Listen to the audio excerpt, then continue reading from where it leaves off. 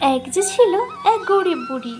সে একা থাকতো গ্রামের এক কোণে, ছোট্ট একটা কুড়ে ঘরে। তার ছিল না কেউই, না ছেলে না মেয়ে। সারাদিন মাঠে ঘাটে কাজ করে সামান্য কিছু চাল ডাল জোগাড় করত, আর রাতে অন্ধকারে একা একাই ভাত খেত। একদিন বুড়ি বাজার থেকে একটা মুরগি কিনে আনলো। সে বলল, তুই আমার একমাত্র সঙ্গী, তোকে আমি আদরে রাখবো। মুরগিটা সত্যি অদ্ভুত ছিল। পরদিন সকালে দেখা গেল মুরগিটা একটা চকচকে সোনার ডিম পেড়েছে। বুড়ি তো খুশিতে লাফিয়ে উঠল। সেই ডিমটা বিক্রি করে সে 1 মাসের খাবার কিনল।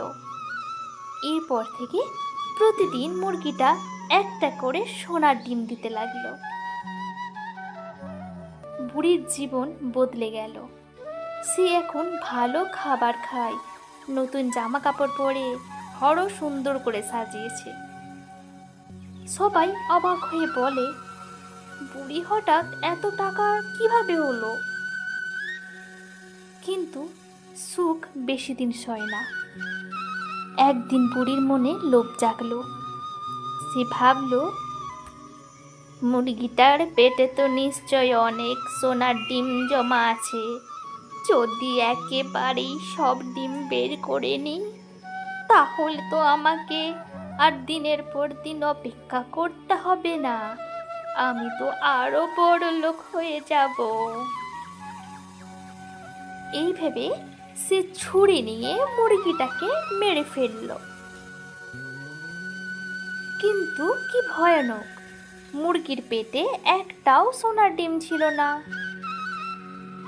বুড়ি হাঁ করে তাকিয়ে রইল।